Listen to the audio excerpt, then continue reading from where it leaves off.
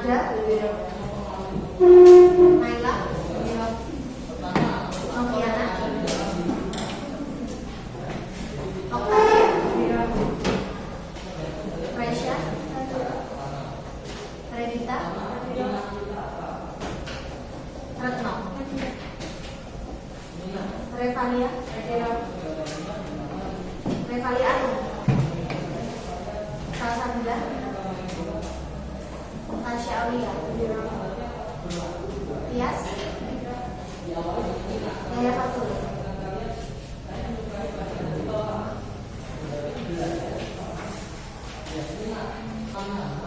Oke, pengertian mobilitas sosial itu apa?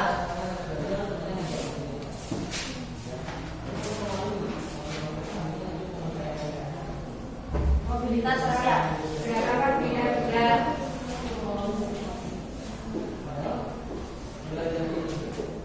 gerakan berpindah-pindah. Apa yang berpindah? Lapisan atau secara? Apa yang berbeda? Gerakan berpindah-pindah. Apa itu yang berbeda?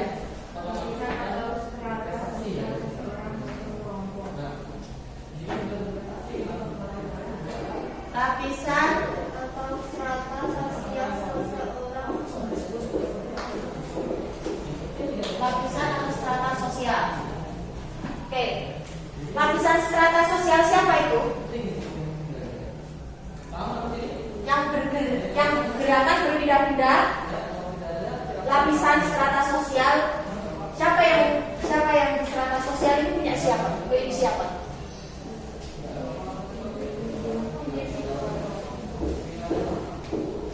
Individu atau kelompok.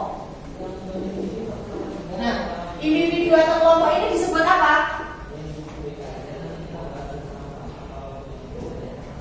Ada dua kata ini, mobilitas dan sosial.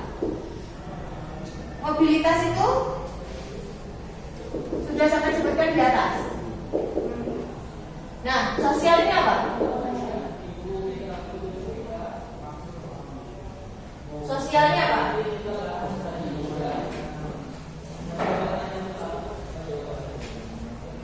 Masyarakat.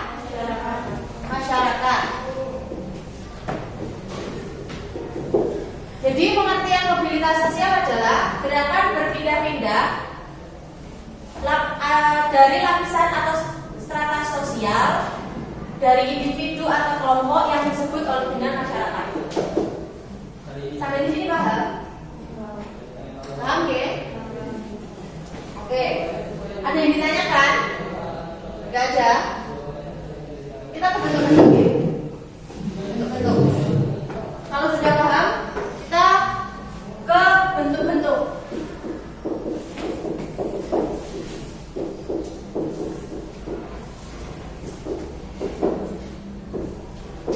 Bentuk-bentuk mobilitas sosial itu ada apa aja di situ?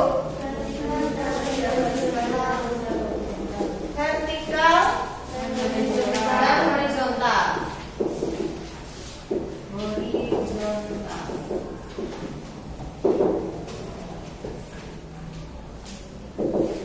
Vertikal sama horizontal apa bedanya?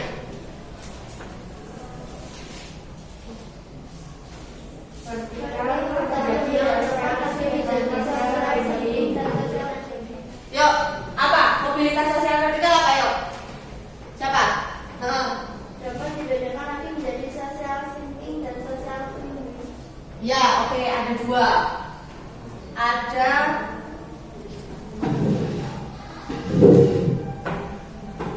Ada yang naik atau upward mobility dan turun atau sinking mobility. Nah, itu ada dua jenis. Kalau pengertiannya vertikal sama horizontal itu apa? Vertikal dulu deh. Vertikal itu apa?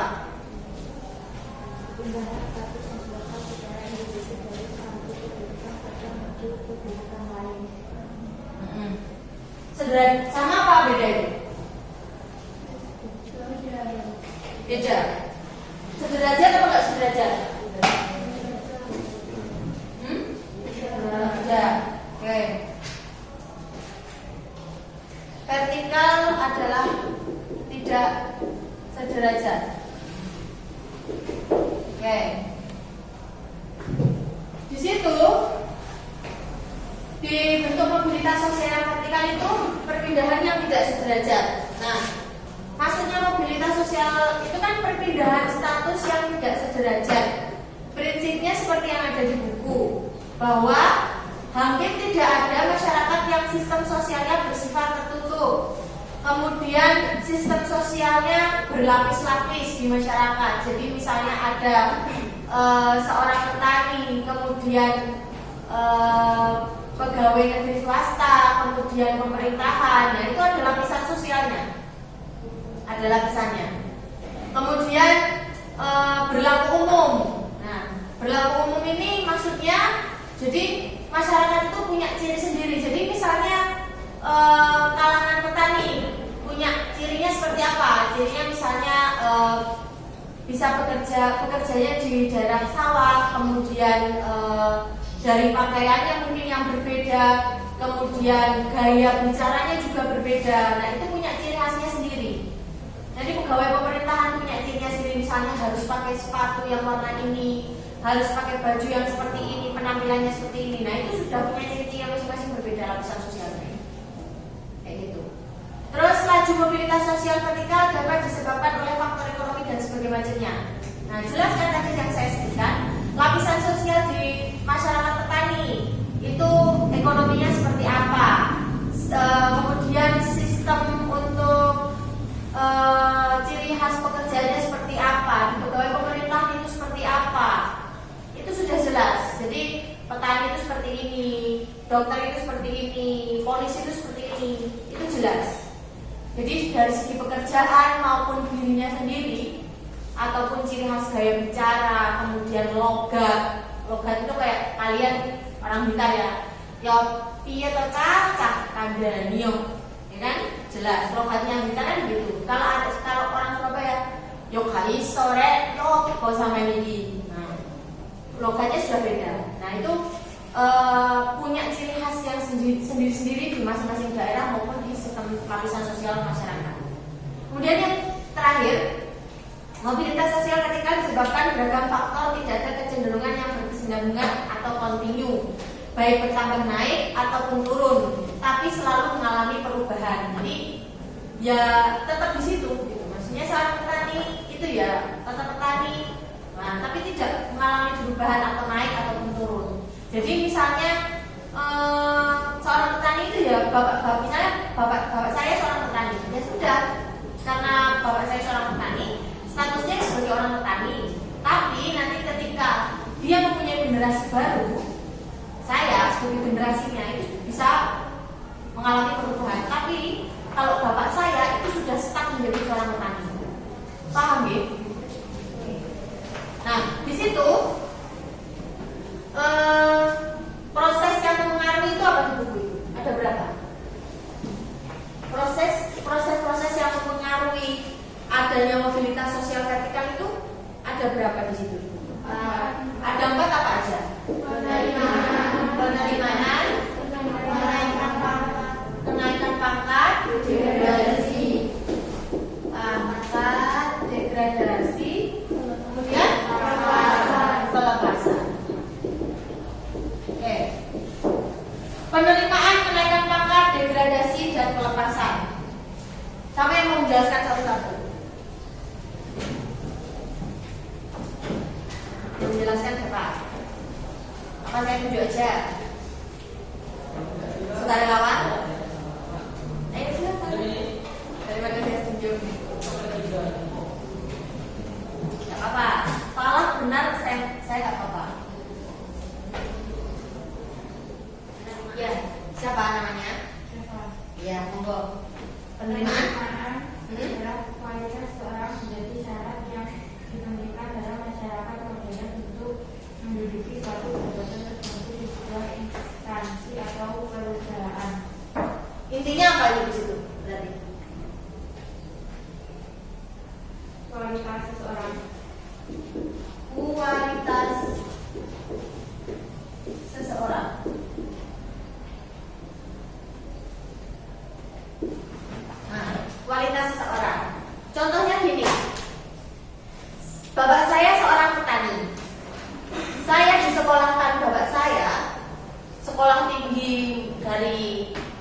sampai kuliah, kemudian saya menjadi, istilahnya saya ingin cita-cita saya misalnya jadi dokter.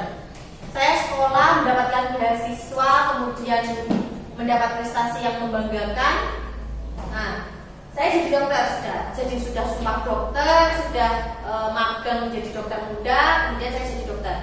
Nah, proses saya melalui ayah bapak saya seorang petani, kemudian menyalahkan saya dan saya menjadi dokter. Nah, itu proses meningkatkan kualitas seseorang atau kualitas diri, menaikkan pangkat.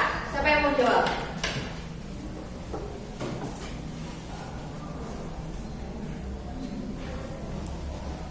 Ya, gak apa-apa. Nanti gantian lagi. Pekerjaan dititikkan berat pada kualitas dan kemampuan seseorang. Oke. Kembali lagi berarti ada kualitas dan Kemampuan seseorang. kualitas dan kemampuan. Oke. Saya ambil contoh seperti yang tadi. Saya sudah menjadi dokter. Kemudian saya punya penelitian yang bagus dan membantu dalam dunia kedokteran. Misalnya saya bisa menemukan obat yang atau vaksin COVID yang ampuh top chair. Nah, itu proses kemampuan saya ternyata bisa untuk meneliti dan menghasilkan vaksin COVID yang bagus dan tidak untuk untuk jangka panjang.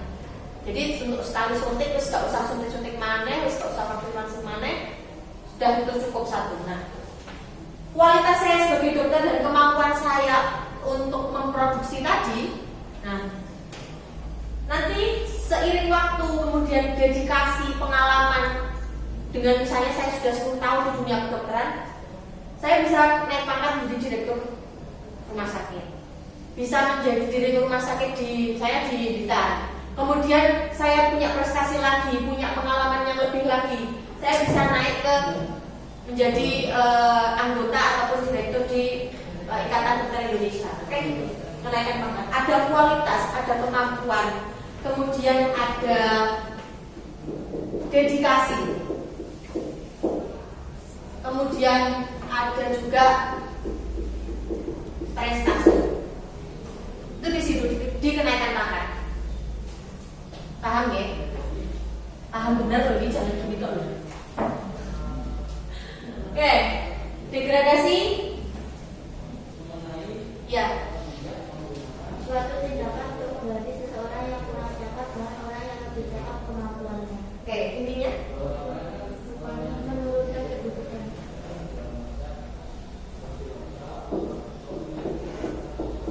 menurunkan kedudukan. Faktornya kecakapan. Faktor. Oke. Degradasi, menurunkan kedudukan. Faktornya ada kecakapan seseorang. Saya misalnya jadi seorang dokter sudah lama, kemudian Regita adalah teman sejawat saya sebagai seorang dokter atau teman kerja saya sebagai seorang dokter. Kemudian di rumah sakit saya itu tidak bisa mengolah administrasi rumah sakit. Berkali-kali saya mengalami kegagalan dalam mengurus administrasi rumah sakit. Kemudian Regita sebagai teman sejawat saya itu datang, kemudian dia bisa lebih cakap di manajemen administrasi rumah sakit. Yang saya awalnya itu menjabat di situ, punya tempat di situ. Nah, ternyata dari pihak rumah sakit menilai bahwa kita lebih cakap dibanding saya dalam hal manajemen administrasi rumah sakit. Jadi, saya akan diganti oleh Regita. Saya diturunkan ataupun bisa dipindahkan dari divisi saya, divisi manajemen administrasi rumah sakit, dan digantikan oleh Mbak Regita karena saya dinilai kurang cakap dalam mengatasi ataupun mengurus administrasi. Yuk, pelepasan. Sampai ini dulu ya. Pelepasan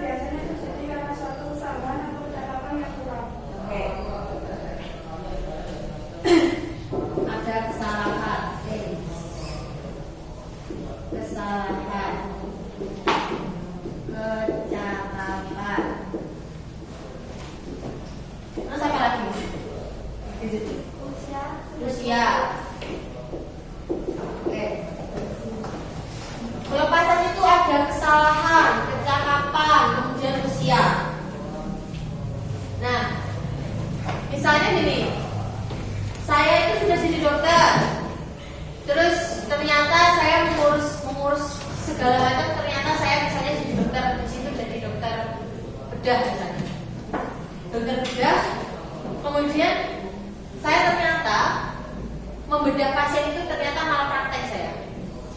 1 kali, 2 kali saya tidak ketahuan.